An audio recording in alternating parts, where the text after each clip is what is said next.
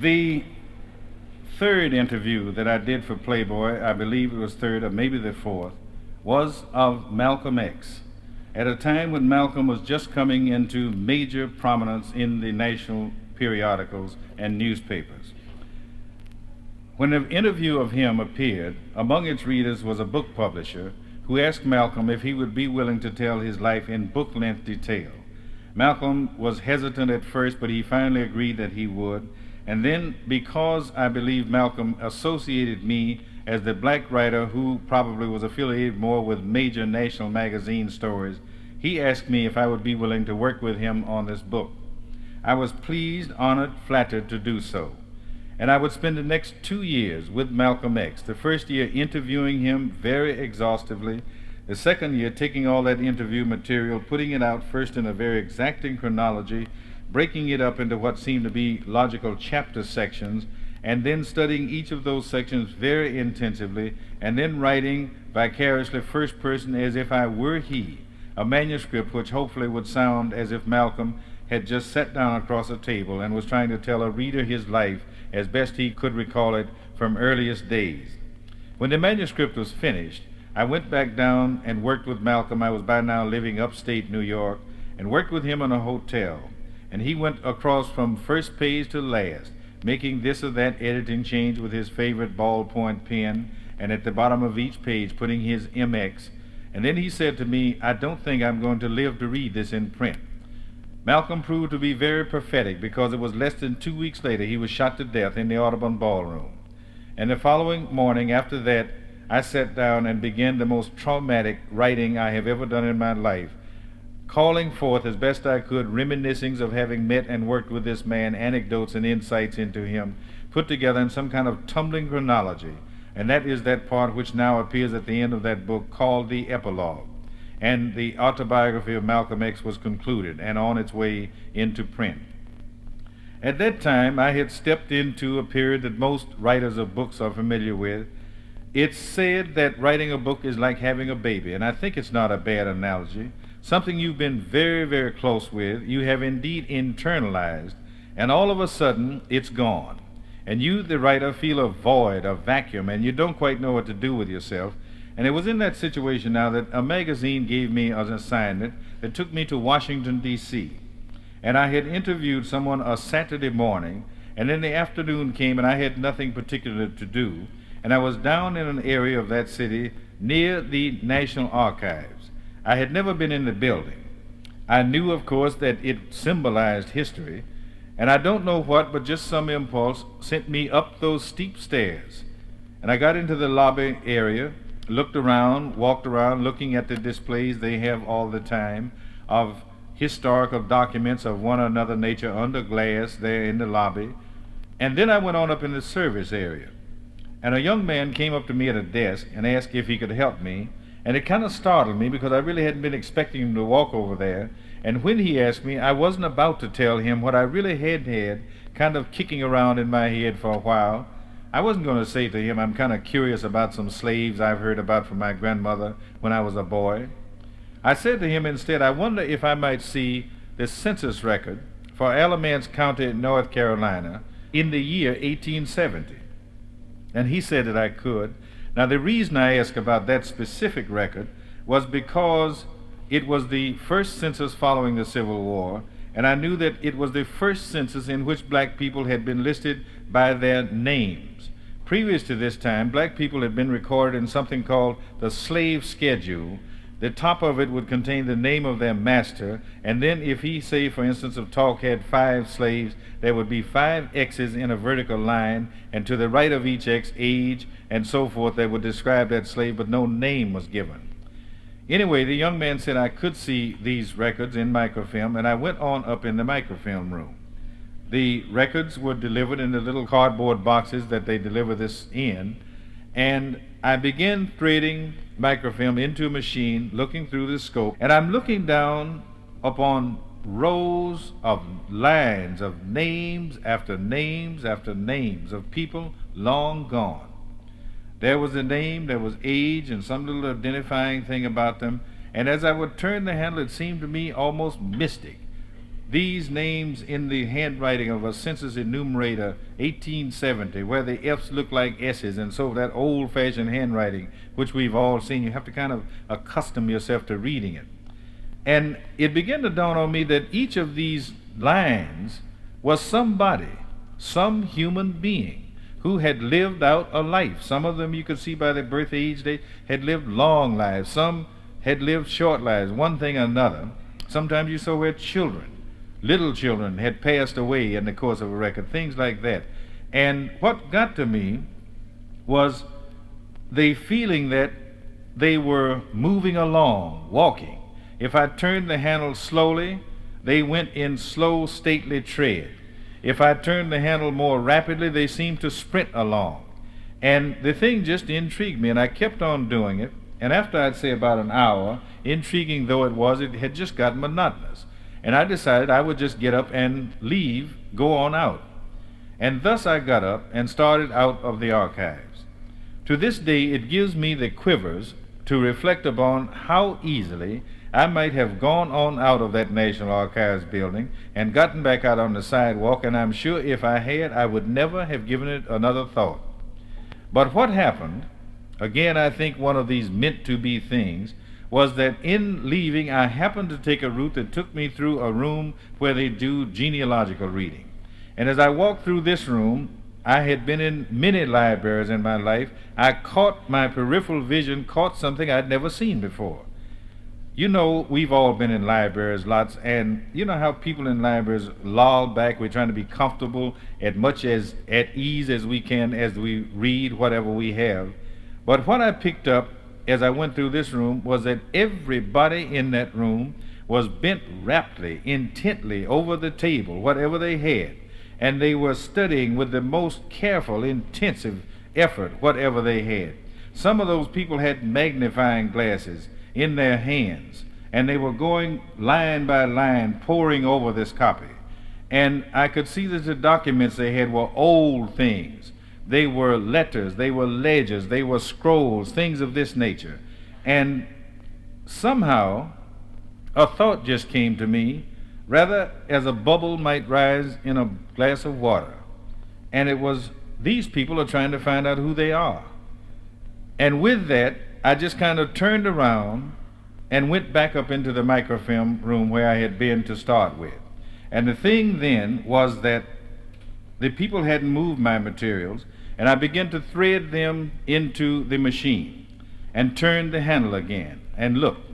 And I guess I had gone about another hour when I suddenly found myself looking down upon Tom Murray, blacksmith, under a column headed color B for black, his age. Right beneath his name was Irene, his wife, M for mulatto, and then her age. And then there were their children, their oldest children.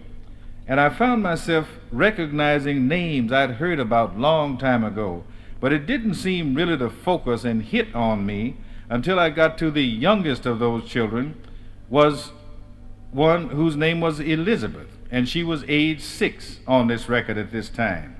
And it suddenly dawned on me, for God's sakes, that's Aunt Liz. I used to play with her long gray hair on Grandma's front porch. And the thing just galvanized me to realize what I was looking at. And what really got to me when I got to thinking about it was, these are Grandma's words, these are Grandma's stories. And it wasn't that I had not believed my grandma, because you didn't not believe my grandma,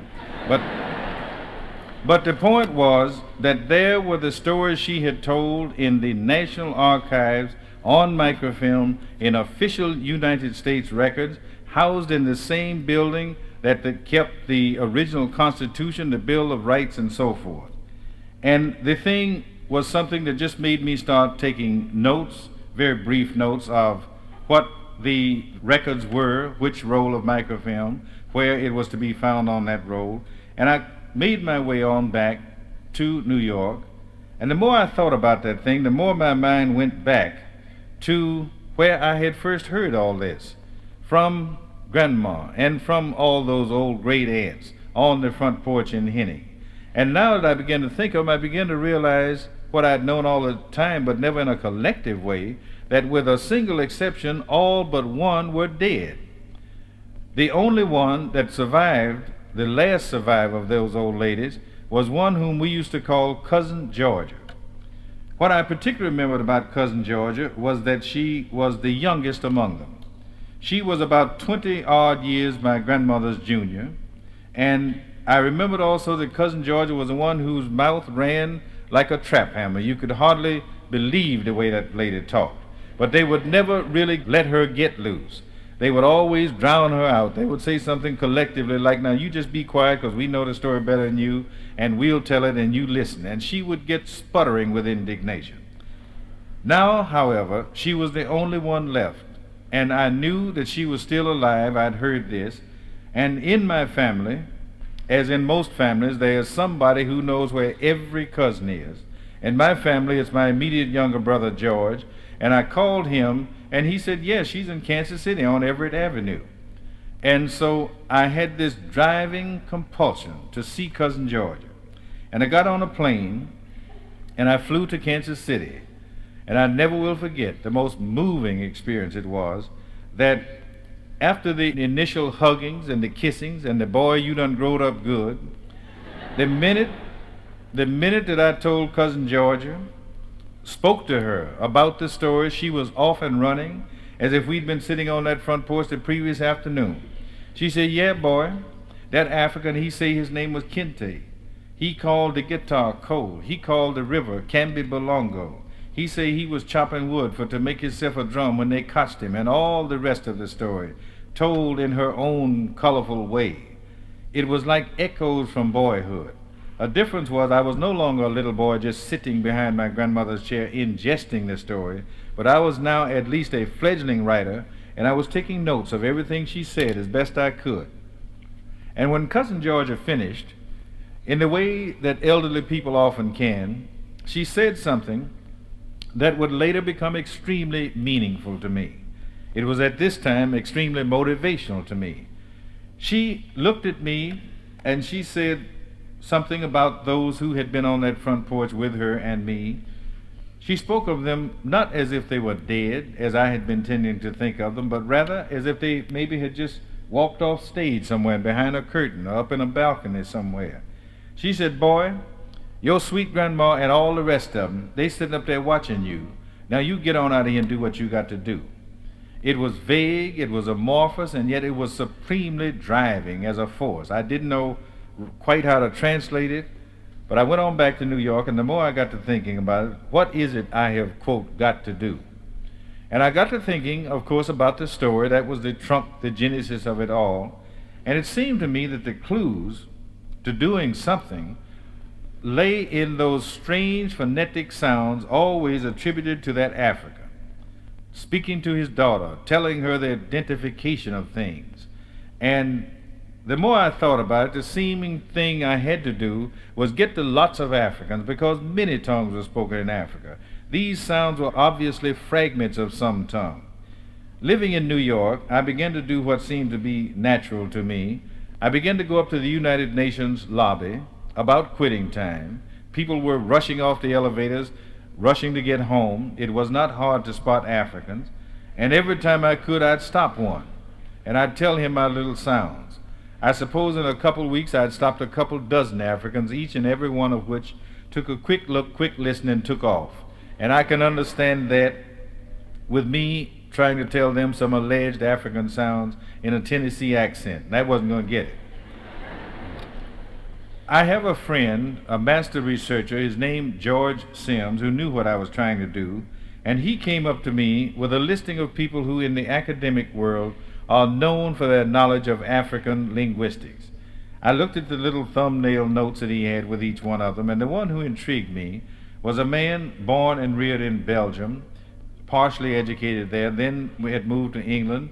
He had attended the University of London, and he had done finally his graduate work at the School of Oriental and African Studies at the University of London. Then what particularly impressed me was he had done postdoctoral work living in African villages, studying the tongues that are spoken there, and then writing a book in French originally called La Tradition Orale.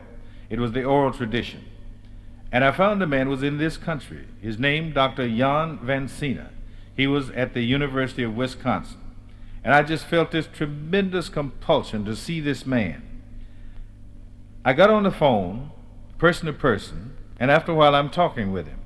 He was a little puzzled by what I was trying to convey, but he was gracious. He said he'd be glad to talk with me. And it was one Thursday that I got on a plane in New York, curious about a few phonetic sounds, some syllables that had been passed down across generations of my maternal family, and with no idea in the world what I was about to get into. That evening in the Van Sina's living room, I sat with him and I told him everything that I could muster about this story, every shred, every nuance of it. And it went on for quite a time, and then Dr. Van Sina, oral historian that he is, began to question me. He was particularly interested in the physical transmission of the story from one to the next generation. And it drew late, and he asked if I'd spend the night at their home, and I was happy to do that. And then the following morning, when I looked back upon it, seems to me like miracle too. Dr. Van Sina came down before breakfast. He had a very serious expression on his face, and he said, I wanted to sleep on it. Then he told me he already had been on the telephone with colleagues of his, like the eminent Africanist Dr. Philip Curtin, others, and they felt it certain that the collective sounds which had been kept down across the generations of my family represented the Mandinka tongue. I had never heard the word. I was told now that was the sound, or the tongue rather, spoken by Mandingo people. And then he began to guess translate. He said that there was a sound that meant cow or cattle. Another meant the baobab tree, generic in West Africa. He came finally to the sound I had told him, as had been the case, that they had said that this African always would point to this stringed instrument and say, ko. And I was told now that almost surely this related to an instrument old in the Mandingo culture called the kora. He came finally to the most involved of the sounds which had been passed down across the generations. I had told him, as had been the case, that this African, they had said always, in Spotsylvania County, Virginia, would point to a river, the Mattapony River, with his daughter in tow, and say to her, Kembe Bolongo. And I was told now that in Mandinka, without question, the word Bolongo translated to large, moving, running stream, such as a river, and that preceded by the word Kembe, it very probably meant Gambia River. I had never heard of such a place. It was a work of short order for Dr. Van Sina to point out to me on a map the Gambia, a long, narrow country midway down the West African coast, jutting into Senegal, bordered on three sides by Senegal, fronting on the ocean, bisected by the Gambia River. And I just had all of a sudden this enormous compulsion to go to that place in Africa.